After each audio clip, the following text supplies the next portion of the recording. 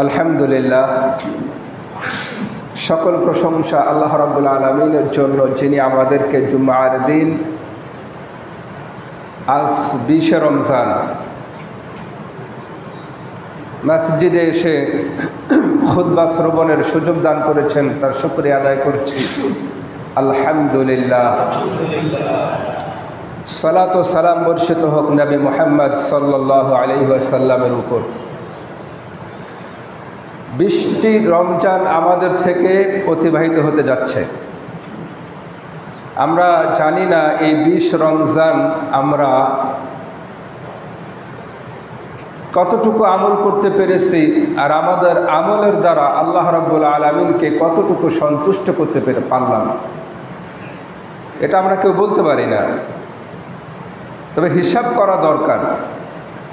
আল্লাহ রাব্বুল আলামিন কুরআনুল কারীমে বলছেন, ইয়া আইয়ুহাল্লাযীনা আমানুত্তাকুল্লাহ, হে লোকেরা, ঈমানদারেরা, তোমরা আল্লাহকে ভয় করো। ওয়াল তানজুর নাফসুম মা কদ্দামাত লিগাদ, আর প্রত্যেকে যেন খেয়াল করে, লক্ষ্য করে সে আগামীকালকের জন্য কি প্রেরণ করেছে। ওয়াত্তাকুল্লাহা ইন্নাল্লাহা খাবীরুম বিমা তা'মালুন, তোমরা সবাই আল্লাহকে ভয় করে চলো। তোমরা যা কিছু করো এই সম্পর্কে আল্লাহ তাআলা জানেন, খবর রাখেন। আমরা যা কিছু করি, প্রত্যেক ব্যক্তি, কারো সম্পর্কে আল্লাহ রাব্বুল আলামিন বেখেয়াল নন। আমরা আল্লাহ সম্পর্কে বেখেয়াল হলেও আল্লাহ রাব্বুল আলামিন আমাদের সম্পর্কে ভালোই জানেন। সুতরাং এই রমজানের মাস আল্লাহ রাব্বুল আলামিন আমাদেরকে দিয়েছেন তাকওয়া অর্জন করার একটা বিশেষ মাস। আল্লাহ রাব্বুল আলামিন বলছেন, ইয়া আইয়ুহাল্লাযীনা আমানু, হে বিশ্বাসীগণ, কুতিবা আলাইকুমুস সিয়াম কামা কুতিবা আলাল্লাযীনা মিন ক্বাবলিকুম লাআল্লাকুম তাত্তাকুন, তোমাদের উপরে সিয়ামকে লিপিবদ্ধ করা হয়েছে, যেমন তোমাদের পূর্ববর্তীদের উপরে এই সিয়ামকে লিপিবদ্ধ করা হয়েছিল, যাতে তোমরা মুত্তাকি হতে পারো। এই রমজান মাসটা এসেছে আমাদেরকে মুত্তাকি হওয়ার জন্য আরও বেশি ট্রেনিং, প্রশিক্ষণ। রমজান মাসে আমরা আরও বেশি করে মুত্তাকি হওয়ার জন্য যে আমলগুলো অন্য 11 মাস করেছিলাম, এই মাসটা আরও বেশি প্রতিযোগিতামূলক করতে হবে। এই কারণে রমজান মাস। আল্লাহ রাব্বুল আলামিন এই রমজান মাসের যে প্রিপারেশন, প্রস্তুতি নিয়েছেন, সেটা কি? আল্লাহ রাসূল সাল্লাল্লাহু আলাইহি সাল্লাম বলেন, ইদা দাখালা রমাদান ফুতিহাত আবওয়াবুল জান্নাহ, রমজানের মাস যখন আসে আল্লাহ রাব্বুল আলামিন জান্নাতের দরজাগুলোকে খুলে দেন। ওয়া গুল্লিকাত আবওয়াবু জাহান্নাম, আর জাহান্নামের দরজাগুলোকে আল্লাহ তাআলা বন্ধ করে দেন। ওয়া সুলসিলাতিশ শায়াতিন, শয়তানকে আল্লাহ তাআলা শিকল দিয়ে বেঁধে ফেলেন। এটা হলো আল্লাহ রাব্বুল আলামিন একটা ব্যবস্থা গ্রহণ করেন। ফুতিহাত আবওয়াবুস সামা, আসমানের যত দরজা আছে সব দরজা আল্লাহ খুলে দেন। আল্লাহ রাসূল সাল্লাল্লাহু আলাইহি ওয়াসাল্লাম রমজান মাস আসার কারণে এত প্রস্তুতি নিতেন। আল্লাহর নবীর স্ত্রী আয়েশা রাদিয়াল্লাহু তাআলা আনহা বলছেন, কানা রাসূলুল্লাহ সাল্লাল্লাহু আলাইহি ওয়াসাল্লাম আজওয়াদুন নাস, আল্লাহ রাসূল মানুষের মধ্যে সবচাইতে বেশি দানশীল ব্যক্তি ছিলেন। যত মানুষ, সবার চাইতে বেশি দানশীল ব্যক্তি ছিলেন মুহাম্মদুর রাসূলুল্লাহ সাল্লাল্লাহু আলাইহি ওয়াসাল্লাম। তবে জিবরিল আলাইহিস সালাতু ওয়াস সালাম রমজান মাসে রাতের বেলায় যখন আল্লাহর নবীকে কোরআন শোনাতেন, তখন আল্লাহ রাসূলের দানের গতি আরো বেশি বেড়ে যেত, আরো বেশি দান করতেন, প্রবলভাবে দান করতেন। এটা রাসূলুল্লাহ সাল্লাল্লাহু আলাইহি ওয়াসাল্লামের প্রস্তুতি। বিশেষ করে রমজানের শেষ দশক আসলে পরে আম্মা জান আয়েশা সিদ্দিকা রাদিয়াল্লাহু তাআলা আনহা বলছেন, আল্লাহ রাসূল রাতে ঘুমাতেন না, রাত জাগরণ করতেন আল্লাহ রাসূল। তার পরিবারকে উঠিয়ে দিতেন রাত জাগরণ করার জন্য। ওঠো, রাত্রে সালাত আদায় করো, রাত্রে দোয়া করো, রাত্রে জিকির করো, রাত্রে কোরআন তেলাওয়াত করো। এই রাত জাগরণের জন্য আল্লাহ রাসূল তার পরিবারকে শেষ দশকে জাগিয়ে দিতেন, উঠিয়ে দিতেন। আমরা কয়েকজন মুরব্বী দায়িত্বশীল পরিবারের আমরা আমাদের স্ত্রীকে সন্তানকে এই বেজর রাত বিশেষ করে শেষ দশকে আমরা জাগিয়ে দেই, ঘুম থেকে উঠিয়ে দেই স্ত্রীকে সন্তানকে। কয়জন করি এই কাজটা? অথচ আল্লাহ নবী সাল্লাল্লাহু আলাইহি ওয়াসাল্লাম তার পরিবারকে জাগ্রত রাখতেন রাতের বেলায় এই শেষ দশকে যাতে মিস না করে, কারণ এই শেষ দশকে কদরের রাত হওয়ার সম্ভাবনাই বেশি, বিশেষ করে বেজর রাত্রে আরও বেশি। আর আল্লাহ তাআলা বলছেন ইন্না আনজালনাহু ফি লাইলাতিল কদর, আমি এই কোরআনকে নাজিল করেছি কদরের রাত্রে। ওয়ামা আদরাকা, হে রাসূল আপনি কি জানেন মা লাইলাতুল কদর, লাইলাতুল কদর কি জিনিস? লাইলাতুল কদর খায়রুম মিন আলফি শাহ, লাইলাতুল কদর হচ্ছে 1000 মাসের চাইতে বেশি শ্রেষ্ঠ। এই কোরআন নাজিল হয়েছে এই মাসে, এই মাস অন্য সকল মাসের চাইতে দামি। কোরআন নাজিল হয়েছে এই রাত্রে, এই রাত 1000 মাসের চাইতে দামি। আল্লাহ সম্মান দিয়েছেন কোরআনের কারণে, মাস দামি হয়ে গেছে কোরআনের কারণে, রাত দামি হয়ে গেছে। এই কোরআন যে জাতির কাছে নাজিল হয়েছে, সেই জাতি আল্লাহ রাব্বুল আলামিন বলছেন কুনতুম খায়রা উম্মাতিন, তোমরা শ্রেষ্ঠ জাতি। উখরিজাত লিন্নাস, আমি আল্লাহ মানুষের কল্যাণের জন্য তোমাদেরকে পাঠিয়েছি। সৎ কাজের আদেশ করবা, অসৎ কাজ থেকে নিষেধ করবা, এই কারণে আমি আল্লাহ তোমাদেরকে পাঠিয়েছি। সুতরাং এই শেষ দশক আমাদের সামনে।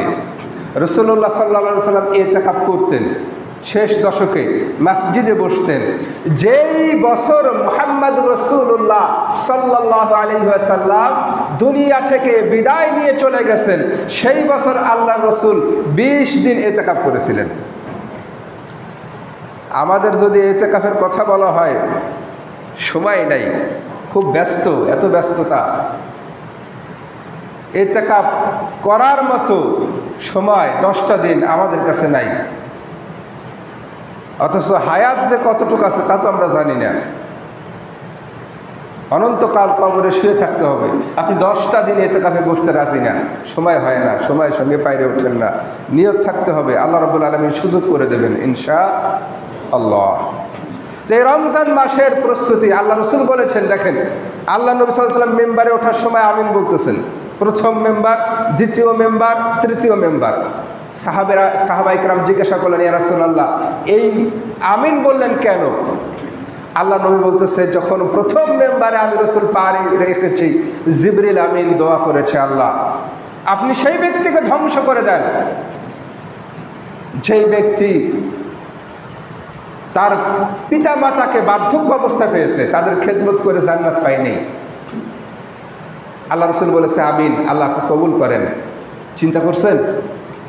চিন্তা করা যায়, দোয়া করতেছেন যিনি, তিনি হচ্ছেন সাইয়্যিদুল মালায়েকা, ফেরেশতাদের সর্দার। তিনি দোয়া করতেছেন যে আল্লাহ ধ্বংস করে দেন পিতামাতার খেদমত যারা করে না। আর আমিন বলতেছেন যিনি নবীদের সর্দার, সাইয়্যিদুল আম্বিয়া, তিনি বলতেছেন আমিন। এরপরে আবার জিবরিল আমিন দোয়া করতেছে ওই লোকটা ধ্বংস হোক, যে লোকটা রমজানের মাস পেয়েছে আর জীবনের গুনাহগুলো ক্ষমা করতে পারে নাই, তার জীবনের গুনাহ মাফ হয় নাই। আল্লাহ রসুল বলতেছে আমিন, আল্লাহ আপনি কবুল করেন, ওই ব্যক্তি ধ্বংস হোক। আল্লাহ রসুল সাল্লাল্লাহু আলাইহি ওয়াসাল্লামের নাম শুনেছে, রসুলের প্রতি দুরূদ পড়ে নাই, আল্লাহ রসুল বলেছে আমিন। তো সুতরাং এই রমজানের মাস আজ বিদায় নিচ্ছে, অনেকে খুব খুশি, যার মাত্র 10টা আছে। প্রকৃত ঈমানদার যারা, তারা দুঃখিত হচ্ছে, তারা কষ্ট পাচ্ছে, এমন নিয়ামতের একটা মাস আমরা হারিয়ে ফেলতেছি, আমাদের হাত ছাড়া হয়ে যাচ্ছে। এই রমজান মাসের প্রস্তুতি আমরা কতটুকু নিয়েছিলাম? আল্লাহ রাসূল সাল্লাল্লাহু আলাইহি সাল্লাম এবং সাহাবায়ে কেরামের প্রস্তুতি ছিল কি? রমজান মাসে অন্য মাসের চাইতে বেশি সালাত আদায় করা, কিয়ামুল লাইল আদায় করতেন রাত জেগে। আল্লাহর নবী সাল্লাল্লাহু আলাইহি সাল্লামের রমজানের রাতের নামাজ কেমন ছিল এই প্রশ্ন করেছিলেন আল্লাহ রাসূলের স্ত্রী আয়েশা রাদিয়াল্লাহু তাআলা আনহার ভাইনা, যে কাইফা কানাত সালাত রাসূলুল্লাহ সাল্লাল্লাহু আলাইহি ওয়াসাল্লাম, বলেন তো আল্লাহ রাসূলের রাতের নামাজ কেমন ছিল? আয়েশা সিদ্দিকা রাদিয়াল্লাহু আনহা বলছেন, মা কানা রাসূলুল্লাহ সাল্লাল্লাহু আলাইহি ওয়াসাল্লাম ইয়াজিদু ফি রমাদান, আল্লাহ রাসূল সাল্লাল্লাহু আলাইহি ওয়াসাল্লামের রাতের নামাজ রমজানে এবং রমজানের বাহিরে 11 রাকাতের বেশি ছিল না। 11 রাকাতান, তার নামাজ ছিল 11 রাকাত। ইউসাল্লি আরবাআন ফালা তাসআল আন হুসনিহিন্না ওয়া তুলিহিন্না।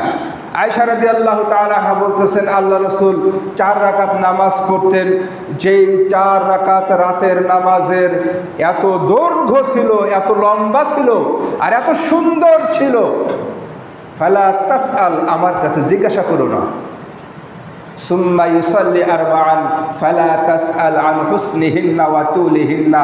এরপরে আল্লাহ রাসূল আবার 4 রাকাত নামাজ পড়তেন, যেই 4 রাকাত কিয়ামুল লাইল এত দৈর্ঘ্য আর এত সুন্দর ছিল, তুমি আমার কাছে প্রশ্ন করো না। সুম্মা ইউসাল্লি সালাসা, এরপরে আল্লাহ রাসূল 3 রাকাত পড়তেন বেতের। এই 4 এবং 3 রাকাত এত দীর্ঘ, এত লম্বা, আল্লাহ রাসূলের পা ফুলে যেত। আয়েশা সিদ্দিকা রাদিয়াল্লাহু আনহা আল্লাহ নবীর কষ্ট দেখে বলছে, ইয়া রাসূলুল্লাহ, আল্লাহ রাব্বুল আলামিন আপনার জীবনের আগের পরের সব গুনাহ ক্ষমা করে দিয়েছে, আপনি এত কষ্ট করেন, এত কষ্ট করেন। আল্লাহ রাসূল বললেন, আয়েশা, আমি কি আল্লাহ তাআলার শুকরগুজার বান্দা হব না? শুকরিয়া আদায়কারী বান্দা হব না? রাতে পা ফুলে যেত। আর আমরা ইমাম সাহেব যদি একটু কিয়ামুল লাইল লম্বা করে, এত লম্বা করলে আমরা পারি? আমাদের ডায়াবেটিক্স হয়ে গেছে, মাজায় সমস্যা, হাঁটুতে বাটিতে বল নাই, হুজুর একটু সংক্ষেপ করেন, আপনি বাসায় আদায় করেন, সমস্যা কি? কিয়ামুল লাইল আপনার মতো করে বাসায় আদায় করেন। মসজিদে যারা লম্বা সূরা জানে না, এরা তো মসজিদে এসে হাফেজ সাহেবদের পিছনে কোরআনটা বেশি সময় শোনার জন্যই তো দাঁড়ায়। লম্বা হলে সমস্যা কি? আপনার সমস্যা হলে আপনি বাসায় আদায় করবেন। এই কিয়ামুল লাইল এত ফজিলতপূর্ণ সালাত, আল্লাহ রাসূল সাল্লাল্লাহু আলাইহি ওয়াসাল্লাম বলতেছেন, মান কামা রমাদান ঈমানান ওয়া ইহতিসাবান গুফিরা লাহু মা তাকাদ্দামা মিন যামবি। যে ব্যক্তি রমজান মাসে কিয়ামুল লাইল আদায় করবে, আল্লাহ রাব্বুল আলামিনের কাছে সওয়াবের আশায় ঈমানের সঙ্গে আল্লাহ রাব্বুল আলামিন এই লোকটার জীবনের সব গুনাহ মাফ করে দেবেন।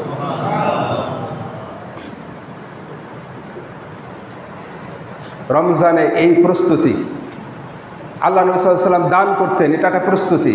আমরা রমজানের প্রস্তুতি নিই, রোজার আগে 10 কেজি গরুর গোশত কিনতে হবে, ফ্রিজে রাখতে হবে, এটা আমাদের প্রস্তুতি। 5 কেজি খেজুর কিনতে হবে, পোলট্রি মুরগি কিনতে হবে মিনিমাম 10 কেজি, ইলিশ মাছ কিনতে হবে।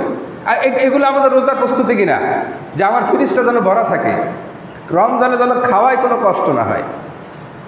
এই ধরনের প্রস্তুতি সাহাবায়ে কেরামের ছিল না। এই রমজানটা খাওয়ার মাস না, খাওয়ানোর মাস, তাকওয়া অর্জন করার মাস। মুত্তাকি কে, কাকে বলে? আল্লাহ রাব্বুল আলামিন বলছেন, মুত্তাকির পরিচয় দিচ্ছেন, লাইসাল বিররা আন তুওয়াল্লু ওয়ুজুহাকুম কিবালাল মাশরিকি ওয়াল মাগরিব।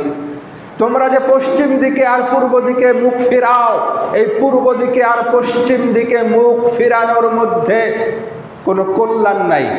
ওয়ালাকিন্নাল বিররা মান আমানা বিল্লাহি ওয়াল ইয়াউমিল আখির ওয়াল মালাইকাতি ওয়াল কিতাবি ওয়ান নাবিয়্যিন ওয়া আতাল মালা আলা হুব্বিহি যাবিল কুরবা ওয়াল ইয়াতামা ওয়াল মাসাকিন ওয়া ইবনাস সাবিল ওয়াস সাইলিনা ফির রিকাব ওয়াল মুফুনা বিআহদিহিম ইযা আহাদু ওয়াস সাবিরিনা ফিল বাসাই ওয়াদ দাররাই ওয়া হিনাল বাসি উলাইকাল্লাযীনা সাদাকু ওয়া উলাইকা হুমুল মুত্তাকুন। আল্লাহ রাব্বুল আলামিন সূরা আল বাকারার ভিতরে বলেছেন, তোমাদের জন্য কল্যাণ রয়েছে যে ব্যক্তি আল্লাহর প্রতি বিশ্বাস করে, ফেরেশতার প্রতি বিশ্বাস করে, কিতাবসমূহের প্রতি বিশ্বাস করে, এরপরে নবীদের প্রতি বিশ্বাস করে এবং আল্লাহকে ভালোবেসে তার সম্পদ ব্যয় করে ফকির, মিসকিন, জাবিল কুরবা, তার নিকট আত্মীয়, অসহায় আত্মীয়, ফকির, মিসকিন, এরপরে যারা যুদ্ধবন্দী, দাস এবং যারা মুসাফির, এই সমস্ত মানুষকে আল্লাহর পথে যারা আছে তাদেরকে দান করে এবং তারা তাদের ওয়াদাকে রক্ষা করে। ওয়াল মুফুনা বিআহদিহিম ইযা আহাদু, যখন তারা কাউকে কিছু ওয়াদা প্রদান করে এই ওয়াদা তারা পালন করে।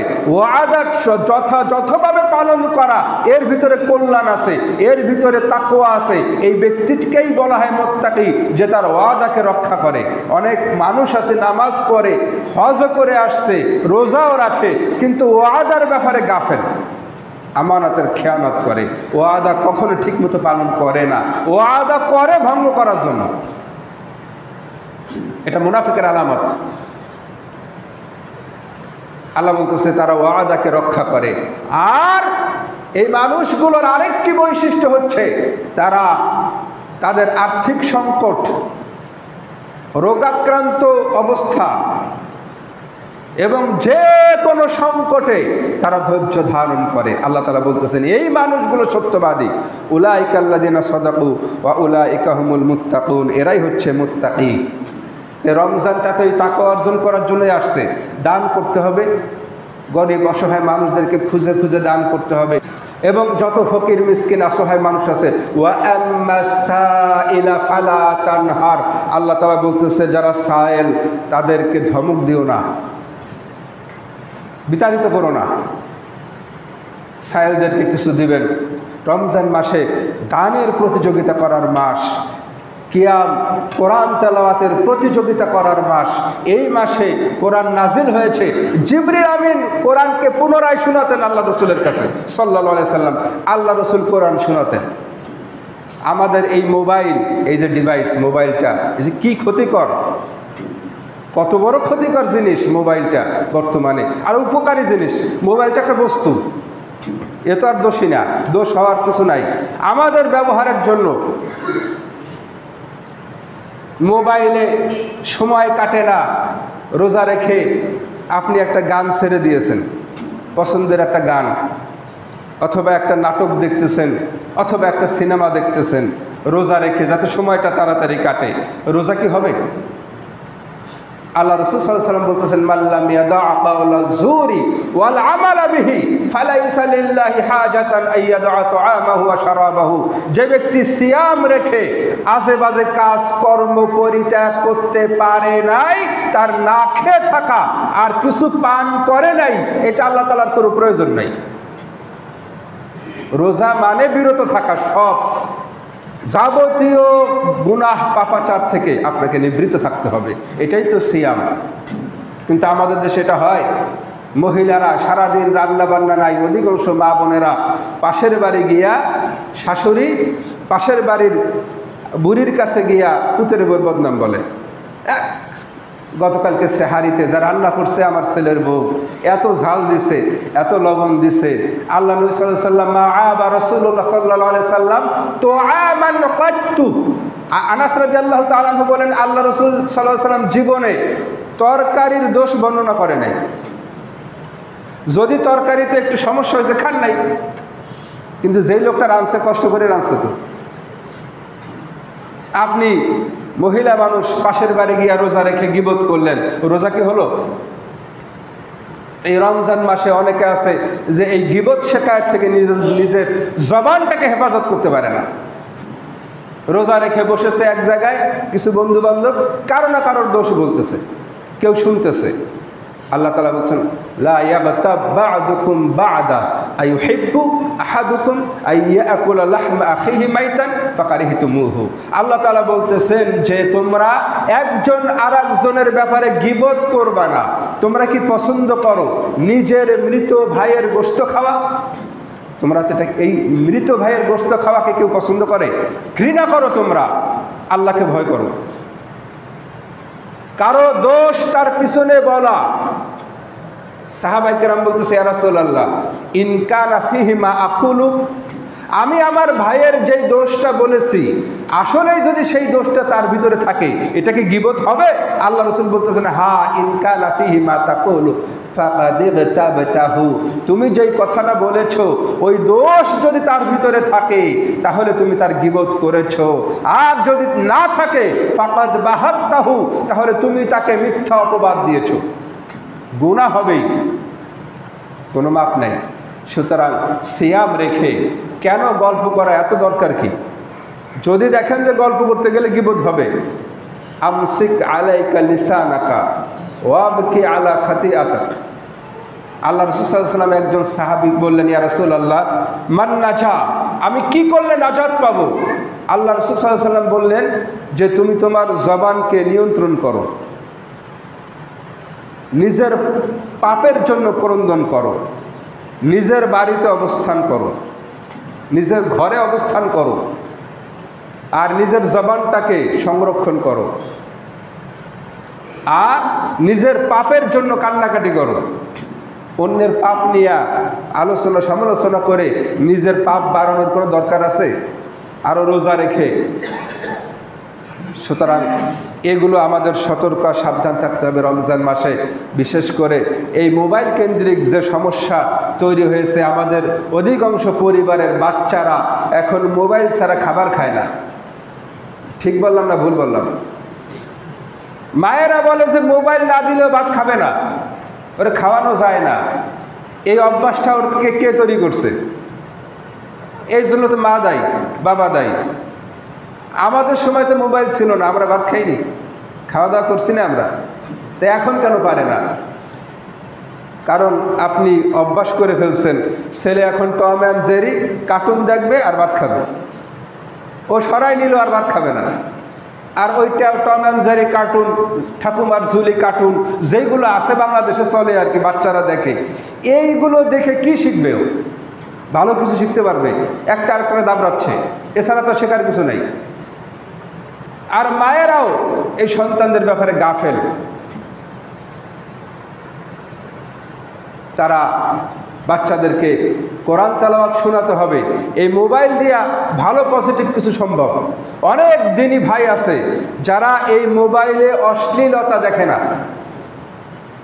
খারাপ কিছু দেখে না। আসে তো মোবাইলে, আপনি শাইখ মতিউর রহমান মাদানী হাফিজাহুল্লাহ তার একটা আলোচনা দেখতেছেন, সরায় দেখেন যে আর একটা আসছে উলঙ্গ, বেহায়াপানা, গান বাজনা চলে এসেছে, এরকম আপনি না চাইতে চলে আসলো, আপনি কি করবেন? আল্লাহ রাসূল সাল্লাল্লাহু আলাইহি ওয়াসাল্লাম বলেছেন যে সালাসাতুন মুনজিয়াতুন ওয়া সালাসাতুন মুহলিকাতুন, তিনটা বৈশিষ্ট্য যদি মানুষের ভিতরে থাকে এই লোকটা নাজাত পাবে। আর তিনটা বৈশিষ্ট্য যদি থাকে ওই মানুষটা ধ্বংস হবে।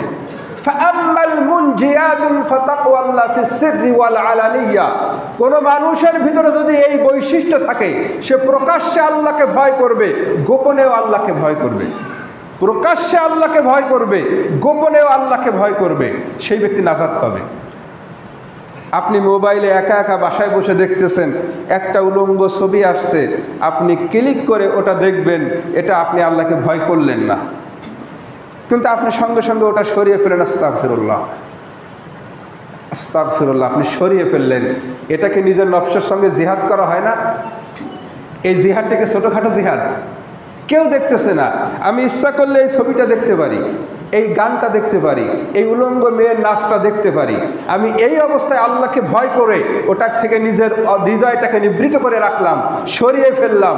আল্লাহ রাসূল সাল্লাল্লাহু আলাইহি ওয়াসাল্লাম বলতেছেন সালাসাতুন লা তারা আইনুহুমুন নার, তিন শ্রেণীর লোকের চক্ষু জাহান্নামের আগুন দেখবে না। আইনুন হারাসাত ফি সাবিলিল্লাহ, যেই চোখটা আল্লাহর পথে পাহারা দেয়। ওয়া আইনুন বাকাত মিন খাশিয়াতিল্লাহ, যেই চোখটা আল্লাহর ভয়ে কান্নাকাটি করে। ওয়া আইনুন কাফাত আন মাহারিমিল্লাহ, আর যেই চোখ অশ্লীল নারী নিষেধাজ্ঞা বস্তু দেখলে পরে সঙ্গে সঙ্গে নিচু করে নেয়, এই চোখ জাহান্নামের আগুনে চলবে না। আল্লাহ তাআলা বলছেন, হে রাসূল কুল লিল মুমিনিনা ইয়াগুদ্দু মিন আবসারিহিম, আপনি ইমানদার নারীদের পুরুষদেরকে বলে দিন, ইমানদার পুরুষেরা যেন পরনারী থেকে নিজেদের চোখটাকে একটু নিচু করে, নিজেদের চোখটাকে নিচু করে। ওয়াহফাযু ফুরুজাহুম, তাদের লজ্জাস্থানকে যেন তারা হেফাজত করে রাখে। এটা তাদের জন্য কল্যাণ। এই কল্যাণটা দুনিয়াবি কল্যাণ, আখিরাতের কল্যাণ। চোখটাকে হেফাজত করা, হৃদয়টাকে কন্ট্রোল করা, নিজের মনটাকে। আল্লাহ তাআলা বলতেছেন জান্নাতে কারা যাবে? ফাআম্মা মান তাগা ওয়া আসারাল হায়াতাদ দুনিয়া ফাইন্নাল জাহিমা হিয়াল মাওয়া। আল্লাহ রাব্বুল আলামিন সূরা আন-নাজিয়াতের ভিতরে বলতেছেন যেই মানুষগুলো ফাআম্মা মান তাগা, সীমা লঙ্ঘন করেছে, ওয়া আসারাল হায়াতাদ দুনিয়া, দুনিয়ার জীবনকে অগ্রাধিকার দিয়েছে, ফাইন্নাল জাহিমা হিয়াল মাওয়া, এই লোকটার থাকার জায়গা হবে জাহান্নামের আগুন। ওয়া আম্মা মান খাফা মাকামা রাব্বিহি ওয়া নাহান নাফসা আনিল হাওয়া। আল্লাহ তাআলা বলতেছেন যেই লোকটা মাকামা রাব্বিহ, তার রবের সামনে দাঁড়ানোকে ভয় করেছে, ওয়া নাহান নাফসা আনিল হাওয়া, নিজের নফসের খারাপ চাহিদা থেকে নিজেকে নিবৃত করেছে। আল্লাহ তাআলা বলতেছেন ফাইন্নাল জান্নাতা হিয়াল মাওয়া, এই লোকটার থাকার জায়গা হবে জান্নাত। কি করতে হবে?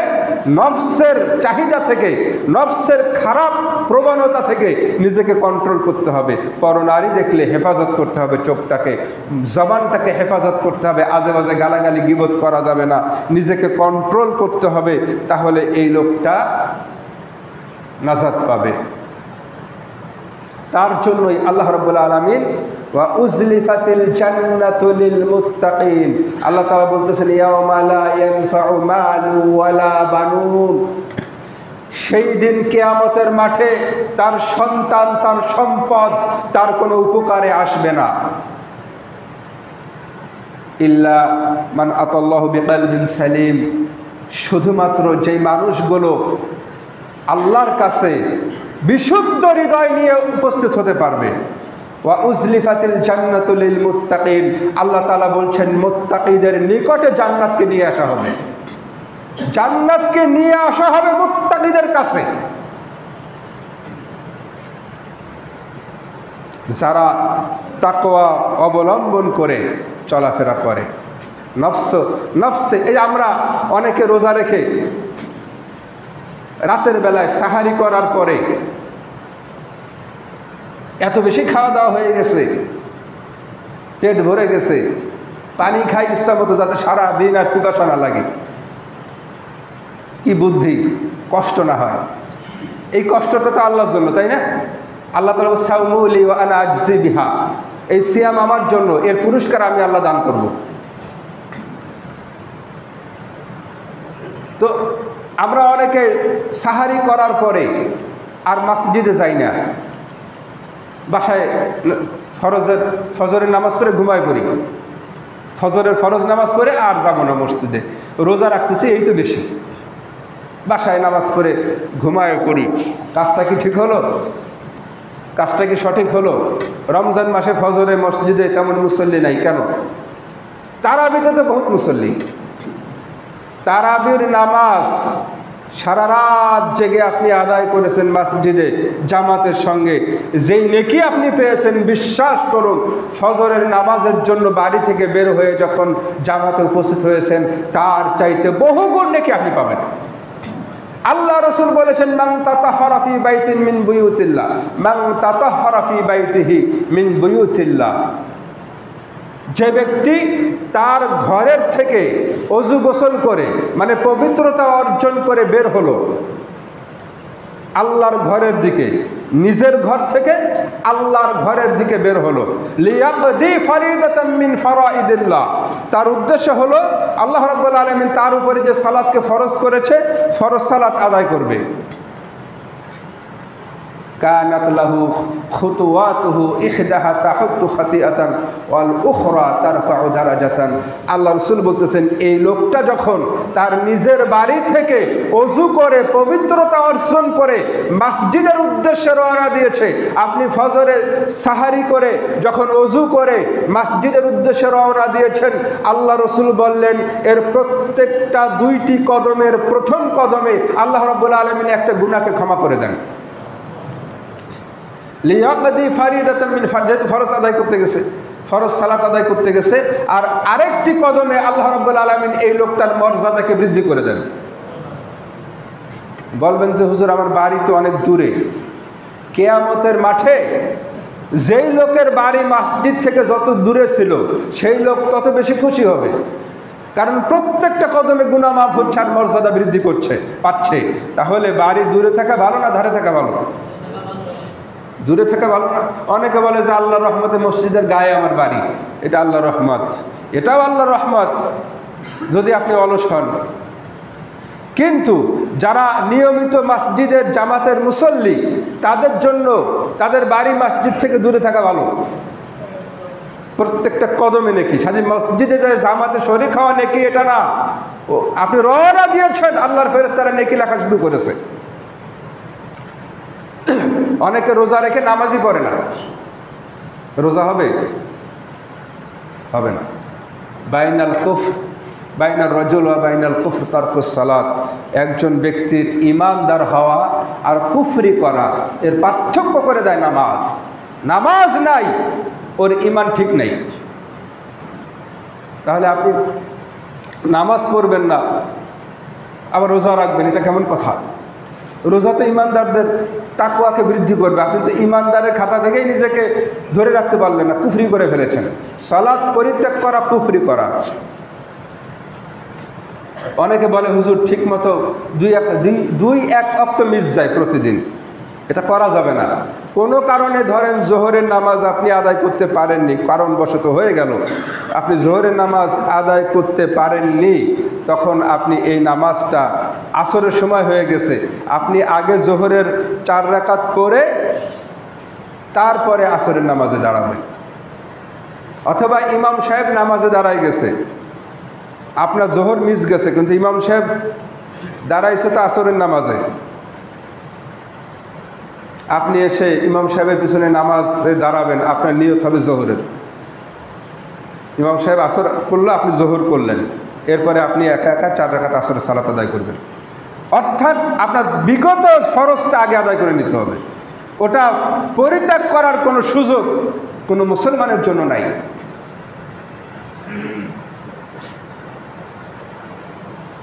বেশি বেশি করে কোরআন তেলাওয়াত করা, বিশেষ করে মা বোনদের জন্য বলি, আগের একটা যুগ ছিল যখন আমাদের মা বোনেরা, আমাদের চাচিরা, দাদিরা রান্না করার জন্য আগে বাগান থেকে দাও টোকায় নিয়ে আসছে, আইনে ওইটা দাও দিয়ে কাটছে, শুকাইছে, তারপরে চুলায় দিয়ে রান্না করছে। রান্না করার পরে ভাত উঠাইয়া চেক করছে ভাত সেদ্ধ হয়েছে কিনা, নরম হয়েছে কিনা, তারপরে মার গালছে, তারপরে আমাদের পরিবেশন করছে। এত কষ্ট করার পরে আমাদের সামনে খাবার দিছে, সাহারির খাবার, ইফতারির খাবার তারা পরিবেশন করেছে। কিন্তু এখন মা বোনদের যে সুযোগ, চুলার উপরে রাইস কুকারে ভাত আর পানি মিলাইয়া দিয়া, সুইচটা দিয়া ঘরের ভিতরে মোবাইল নিয়ে পড়ে থাকে। মোবাইলে টিকটক আছে, কত যে সংসার ভাঙছে তার ইয়ত্তা নাই। স্বামী দিনদার মানুষ ঘরের বাহিরে গেছে কাজ করতে, সারাদিন কাজ করে সময় পায় না, রাতের বেলায় বাড়ি ফিরে আসে, স্ত্রীর সময় কাটে না, ওর তার দাগ টুকানো লাগে না, চুলা ধরানো লাগে না, রাইস কুকারে দিয়ে শুয়ে থাকে আর মোবাইল দেখে। মোবাইলে প্রপার ইউজ করে কয়জন মহিলা তার মোবাইলে সে কোরআন তেলাওয়াত শুনে, বিজ্ঞ আলেমদের আলোচনা শুনে, কয়জন মহিলা? বেশিরভাগ মহিলা ইন্ডিয়ান সিরিয়াল দেখে, যে সিরিয়ালগুলো শিক্ষা দেয় কিভাবে সংসার ভাঙে, এই মোবাইলে দেখতেছে। আর ঈমান নষ্ট হচ্ছে, আমল নষ্ট হচ্ছে, পরকাল নষ্ট হচ্ছে, চোখ নষ্ট হচ্ছে, মেধা নষ্ট হচ্ছে, দিন রাত নাই, রাতের বেলায় মোবাইল নিয়ে পড়ে থাকে তোশকের তলে, যতক্ষণ পর্যন্ত রাত 1টা, 1:30, 2টা বাজে। এদেরকে খালি চোখ আর ব্রেন নষ্ট হয় না, পরকালও নষ্ট হয়, সব নষ্ট হয়। এর জন্য মোবাইলকে আপনার নেকির কারণ বানাতে হবে। এই মোবাইলে আপনি যদি কোরআন তেলাওয়াত শুনেন, নেকি হবে, সওয়াব হবে, বিজ্ঞ আলেমদের আলোচনা শুনেন, কিছু জ্ঞান হবে। আমরা কি অধিকাংশ মানুষ আমাদের নফসকে কন্ট্রোল করে মোবাইল ব্যবহার করতে সক্ষম? সাবধান, সতর্ক থাকতে হবে। আল্লাহ রাসূল বলতেছেন, যে ব্যক্তি গোপনে এবং প্রকাশ্যে আল্লাহকে ভয় করবে, আল্লাহ তাকে মুক্তি দিয়ে দেবেন। এরপরে আল্লাহ রাসূল বলতেছেন,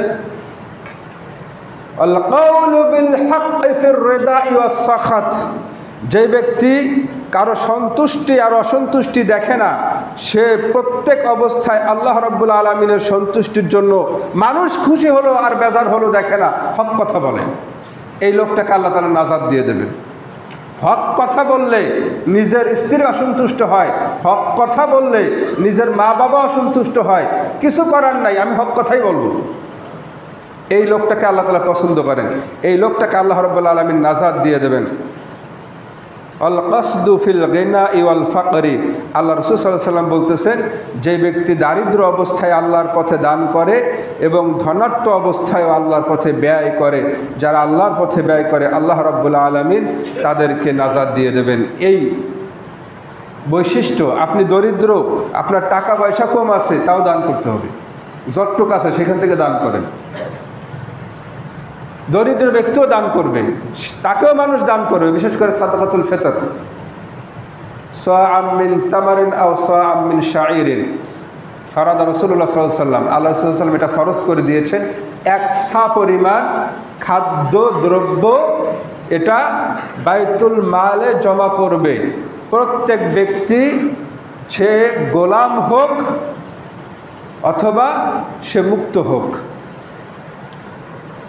আল্লাহ রাসূল সবার জন্য এটা ফরজ করে দিয়েছেন, ছোট বাচ্চা হোক আর বড় হোক, একসা পরিমাণ সাদাকাতুল ফিতর আপনারা এখানে প্রদান করবেন। বাইতুল মাল ব্যবস্থা আছে না মসজিদে, এখান থেকে আবার গরিবদের মাঝে এটা বন্টন করা হবে, শরীয়তের দিক নির্দেশনা অনুযায়ী বন্টন করা হবে।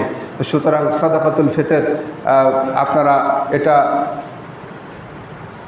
সাদকাটা যেন ঈদের আগে বন্টন করা হয়, এটা খেয়াল রাখতে হবে, আপনারা জমা করবেন। বহু জায়গায় এই ব্যবস্থাপনা আছে। বাংলাদেশ ইমাম পরিষদ এরা 110 টাকা ধার্য করছে, এটা সুস্পষ্ট বেদাত, দিনের ভিতরে নতুন আবিষ্কার। রাসূলুল্লাহ সাল্লাল্লাহু আলাইহি সাল্লামের যুগ থেকে শুরু করে আজও পর্যন্ত খাদ্যদ্রব্য দিয়ে, মূল খাদ্যদ্রব্য দিয়ে সাদাকাতুল ফিতর আদায় করা হয়, এটা এখনও চলমান। আপনি যেই মানের চাল সারা বছর খাচ্ছেন, 70, 75, 80, 100 টাকা, যেই মানের চাল খাচ্ছেন, ওই মানের চালের 2.5 কেজির একটু বেশি, বিভিন্ন এটা ইখতিলাফ আছে, মদিনার সা আর মক্কার সার ভিতরে মিল নাই, কোনো সা হয় 3 কেজি, কোনোটা হয় 2.5 কেজি, কম বেশি হয়। এই একসা পরিমাণ আপনারা সার, এখন বর্তমান সা কিনতে পাওয়া যায়, লাকি স্টারও আছে, এই সা আপনারা একসা পরিমাণ জন প্রতি মসজিদে প্রদান করবেন, এখান থেকে গরিবদের ভিতরে বন্টন করে দেওয়া হবে। এটা খুব উত্তম ব্যবস্থাপনা। সুতরাং রমজান মাসে আসুন আমরা বেশি করে কোরআন তেলাওয়াত করি। আল্লাহ রাসূল সাল্লাল্লাহু আলাইহি সাল্লাম এই কোরআনুল কারীমকে তেলাওয়াত করার জন্য তাকিদ দিয়েছেন। আল্লাহ রাসূল সাল্লাল্লাহু আলাইহি সাল্লাম বলতেছেন, যেই ঘরের ভিতরে কোরআন তেলাওয়াত হয়, বিশেষ করে সূরা বাকারা তেলাওয়াত করা হয়, ওই ঘরের ভিতরে শয়তান অবস্থান করতে পারে না, ওই ঘরের ভিতরে শয়তান থাকতে পারে না। তো সুতরাং আমাদের পরিবারটা যেন একটা তাকওয়াশীল পরিবার হয়, পরিবারের সদস্য যেন প্রত্যেকে মুত্তাকি হয়, এর জন্য আমাদেরকে ব্যবস্থাপনা গ্রহণ করতে হবে।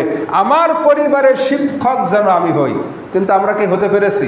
আমরা অনেক মানুষ আছে যে আমরা বাহিরে এসে দ্বীনের কথা বলি, মানুষকে দ্বীনের দাওয়াত দেই, কিন্তু আমার পরিবারের দিকে যদি কেউ লক্ষ্য করে, আমার পরিবারের দিকে যদি কেউ নজর দেয়, তখন তারা আফসোস করবে, আয় আল্লাহ, এই লোকটাকে তো খুব ভালো জানতাম, এই লোকটা তো দ্বীনের দাওয়াত দিয়ে আসতেছে বহু বছর ধরে, অথচ এই লোকটার ঘরে তার ছেলে মুখে দাড়ি নাই, ক্লিন শেভ হয়, সে তার নিজের সন্তানকে কখনো বলে নাই যে বাবা দাড়ি রাখো, দাড়ি রাখা সুন্নাহ, ওয়াজিব, দাড়ি রাখা কি ওয়াজিব,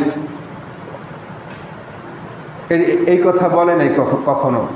অথচ আর রাসূলুল্লাহ সাল্লাল্লাহু আলাইহি সাল্লাম বলতেছেন ওয়া আফিরুল লোহা ওয়া আহফুশ শাওয়ারিব, তোমরা মোষটাকে খাটো করো আর দাড়িটাকে ছেড়ে দাও। সহিহ হাদিস। ইসলামকে ফলো করতে হবে 100%। কোনো একটা কাজ ইসলামের খাটো করে দেখার সুযোগ নেই, প্রত্যেকটা কাজে আল্লাহর সন্তুষ্টি আছে। এমনকি এই রমজান মাসে রোজা রেখে আপনি মেসওয়াক করবেন। আল্লাহ রাসূল সাল্লাল্লাহু আলাইহি ওয়াসাল্লাম বলতেছেন আস-সিওয়াক মাতহারাতুন লিল ফাহমি ওয়া মারদাতুন লির-রাব্বি, মেসওয়াক করা হচ্ছে নিজের মুখটাকে পরিষ্কার করা আর রব্বুল আলামিনকে সন্তুষ্ট করা।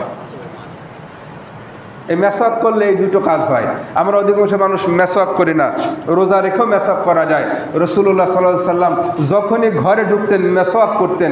যেদিন আল্লাহ রাসূল দুনিয়া থেকে বিদায় নিয়েছেন, আল্লাহ রাসূল সাল্লাল্লাহু আলাইহি সাল্লাম সেদিনও আয়েশা রাদিয়াল্লাহু তাআলা আনহাকে বলতেছেন, আয়েশা একটা ডাল নিয়ে এসো, আমি মেসওয়াক করব। আয়েশা রাদিয়াল্লাহু তাআলা আনহা নিজে চিবিয়ে দিলেন, মেসওয়াকটাকে নরম করে দিলেন, এরপরে আল্লাহ রাসূল সাল্লাল্লাহু আলাইহি সাল্লাম মেসওয়াক করলেন। এটা গুরুত্বপূর্ণ একটা সুন্নাহ। আমরা বলি ছোটখাটো বিষয় নিয়ে না, ইসলামেও আল্লাহ বলছেন উদখুলু ফিস সিলমি কাফা ওয়ালা তাত্তাবিউ খুতুওয়াতিশ শাইতান, তোমরা ইসলামের ভিতরে পরিপূর্ণভাবে প্রবেশ করো, শয়তানের পদাঙ্ক অনুসরণ করো না। ইসলামের কোনো বিষয় ছোটখাটো না, আল্লাহ রাসূলের প্রত্যেকটা সুন্নাতের গুরুত্ব অনেক বেশি। আল্লাহ রাসূল বলেন আখির জামানায় আমার উম্মত যদি একটা সুন্নাতকে আঁকড়ায় ধরে 50 জন শহীদের মর্যাদা আল্লাহ তার আমল নামায় দান করবেন। কিন্তু আমাদের পরিবারের ছেলে দাঁড়িয়ে রাখে না, টাকনুর নিচে কাপড়, চাকরি করে সুদী ব্যাংকে। অনেকে কষ্ট পাবেন, কি বলে সুদী ব্যাংক না, সুদী ব্যাংকে যে চাকরি করে আর তার চাকরি যদি লেনদেন হয়, লেখা সুদ লেখা হয়, এই লোকটার বেতন হারাম। কোনো মায়ের বেটা হালাল বলতে পারে না, অসম্ভব। আল্লাহ রাসূল সাল্লাল্লাহু আলাইহি ওয়াসাল্লাম বলতেছেন যে ব্যক্তি লাআনা রাসূলুল্লাহ সাল্লাল্লাহু আলাইহি ওয়াসাল্লাম, আল্লাহ রাসূল অভিশাপ দিয়েছেন যে সুদ খায়, সুদ দেয়, সুদের হিসাব করে, সুদের সাক্ষী থাকে, এই 4 শ্রেণীর লোকের উপরে অভিশাপ দিয়েছেন আল্লাহ রাসূল সাল্লাল্লাহু আলাইহি ওয়াসাল্লাম। সুদ খায়, সুদ দেয়, সুদের হিসাব করে, সুদের সাক্ষী থাকে, এদের উপর অভিশাপ দিয়েছেন আল্লাহ রাসূল সাল্লাল্লাহু আলাইহি সাল্লাম। আমি বলতেছি না, রাসূলের হাদিস। লাআনা রাসূলুল্লাহ সাল্লাল্লাহু আলাইহি সাল্লাম আকিলা রিবা ওয়া মুকিলাহু ওয়া কাতিবাহু ওয়া শাহিদাইহি ওয়া ক্বালাহুম সাওয়াউন। আল্লাহ রাসূল বলেন যে দেখো, সুদ যে খেয়েছে, সুদের যে হিসাব করেছে, এই দুজনের গুনাহ সমান। কি গুনাহ? কত বড় পাপ? ছোটখাটো পাপ না।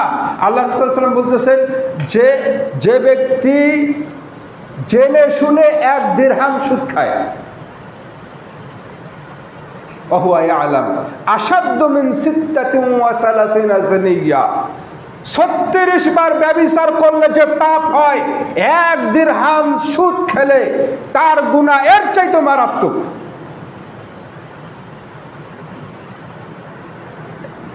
এই সুদের সাথে সম্পৃক্ত তারা এখন ইসলামী আন্দোলন করে। বহু লোক ইসলামের দাওয়াত দেয়, আপনাকে ওই চাকরিটা ছাড়তে হবে যদি নাজাত পেতে হয়। আল্লাহ নবী সাল্লাল্লাহু আলাইহি ওয়াসাল্লাম বলতেছেন ইয়াতি আলান নাসিজ জামান লা ইউবালুল মারউ মা আখাযা মিনহু আমিনাল হালাল আম মিনাল হারাম। এমন একটা যুগ আসবে যখন মানুষ পরোয়া করবে না তার ইনকামটা হালাল নাকি হারাম, পরোয়া করবে না, এমন একটা যুগ আসবে। সেই যুগ এসে গেছে। এখন সুদের বিরুদ্ধে কথা বলে সুদ করে অসন্তুষ্ট হয়, হুজুর এত সাবজেক্ট আছে, সুদ নিয়ে কেন আলোচনা করেন? সাবজেক্ট তো আরও আছে, এই সাবজেক্টটা বাদ দেন, গায়ে পড়ে না। আমি সাবজেক্ট বাদ দিব না, আপনাকে বাদ দিতে হবে। সুদের হিসাব কিতাব বাদ দিতে হবে, আপনাকে ফিরতে হবে, জাহান্নাম থেকে বাঁচতে হবে। তা না হলে ইবাদত কবুলের যে কটা শর্ত আছে তার 1 নম্বর শর্ত হচ্ছে, প্রথম শর্ত হচ্ছে ইখলাস, আল্লাহর জন্য করতে হবে। 2 নম্বর শর্ত হচ্ছে রাসূলুল্লাহ সাল্লাল্লাহু আলাইহি ওয়াসাল্লামের আনুগত্য। 3 নম্বর শর্ত হচ্ছে হালাল ইনকাম। হালাল ইনকাম না হলে এই রোজা রেখে কোনো লাভ নাই। হারাম টাকা দিয়ে ইফতারি কিনছেন, হারাম টাকা দিয়া সাহারি করেন, ওই টাকার অর্থ আপনি গ্রহণ করেন। আল্লাহ নবী সাল্লাল্লাহু আলাইহি ওয়াসাল্লাম বলছেন, ইন্নাল্লাহা তাইয়্যিব লা ইয়াকবালু ইল্লা তাইয়্যিবান, আল্লাহ পবিত্র, পবিত্র বস্তু ছাড়া আল্লাহ তাআলা কবুল করবেন না, আল্লাহ গ্রহণ করবেন না। অন্য আরেকটি হাদিসের ভিতরে আল্লাহ রাসূল সাল্লাল্লাহু আলাইহি ওয়াসাল্লাম বলতেছেন যে লা তুকবালুস সালাত বিগায়রি তুহুর ওয়ালা সাদাকাতুন মিন গুলুল। আল্লাহ রাসূল বলতেছে, শোনো, পবিত্রতা অর্জন না করলে যেমন নামাজ হয় না, হালাল ইনকাম না করলে তার ইবাদত কবুল হয় না। বুঝতে কষ্ট হচ্ছে? আপনি ওযু না করে যদি নামাজ পড়েন, নামাজ হবে? যদি বলেন যে এত কষ্ট করে পড়লাম, কিছু তো হবে না। আল্লাহ তাআলা ঠেকা করে নাই আপনার ইবাদত কবুল করবে। ঠিক যেমন আপনার দান কবুল হবে না, হারাম টাকার আপনার ইবাদত কবুল হবে না, অসম্ভব। যখন আল্লাহ তাআলা, কাজটা কঠিন কিছু না, ছেড়ে দিতে হবে চাকরি। রিজিকের মালিককে, وَمَن يَتَّقِ اللَّهَ يَجْعَل لَّهُ مَخْرَجًا وَيَرْزُقْهُ مِنْ حَيْثُ لَا يَحْتَسِبُ। আল্লাহ তাআলা বলছেন যে আমি আল্লাহকে ভয় করবে, আমি আল্লাহ তাকে যে কোনো বিপদ থেকে মুক্তি দিয়ে দেব। وَيَرْزُقْهُ مِنْ حَيْثُ لَا يَحْتَسِبُ, এমন জায়গা থেকে আমি আল্লাহ তার রিজিকের ব্যবস্থা করে দেব, ও চিন্তাও করতে পারবে না। আমি একজন দিনী ভাইকে জানি, যিনি গ্রামীণ ব্যাংকে চাকরি করতেন, সুদের হিসাব কিতাব করা লাগতো, বড় অফিসার, উনি চাকরি ছেড়ে দিয়েছেন। আল্লাহ তাআলা তার রিজিকে বরকত দিয়ে দিয়েছে। হারাম থেকে বাঁচতে হবে। হারাম খরচাইগুলো হারাম ছাড়তে চায় না, এদের ব্যবহারও বেশি ভালো হয় না, আচার আচরণও বেশি ভালো হয় না, স্ত্রীর সঙ্গে আচার আচরণ বেশি ভালো করে না, মসজিদের ইমাম মুয়াজ্জিনের সাথেও ভালো করে না, কমিটির সাথেও ভালো করে না। এইগুলোর ব্যবহারই হয় কাস্টমার। হারাম খায় তো রক্তে সমস্যা। কিয়ামতের মাঠে আল্লাহ বলতেছে এরা দাঁড়াবে মাতালের মতো, মনে হবে মাতাল। সুতরাং হারাম থেকে, যাবতীয় হারাম থেকে বাঁচতে হবে ইবাদত কবুল হওয়ার জন্য। এটা একটি গুরুত্বপূর্ণ শর্ত। আল্লাহ রাব্বুল আলামিন আমাদের সকলকে হালাল ইনকাম করার তৌফিক দান করুন, হারাম থেকে বাঁচার তৌফিক দান করুন। যিনি ব্যবসায়ী আছেন, তিনিও ব্যবসার ক্ষেত্রে যদি মিথ্যা কথা বলে, এখন ঈদের সময় ব্যবসা করা লাগবে, আপনি আপনার কাপড় চোপড় দোকানে যে মাল নিয়ে এসেছেন যদি মিথ্যা কথা বলে বিক্রি করা হয়, তাহলে আপনার এই ব্যবসার অর্থ হারাম হবে। যিনি যেই পোস্টে আছেন সেই পোস্টে তাকে হালাল ইনকামের জন্য সদা সোচ্চার হতে হবে। আল্লাহ রাব্বুল আলামিন আমাদের তৌফিক দান করুন, আমিন।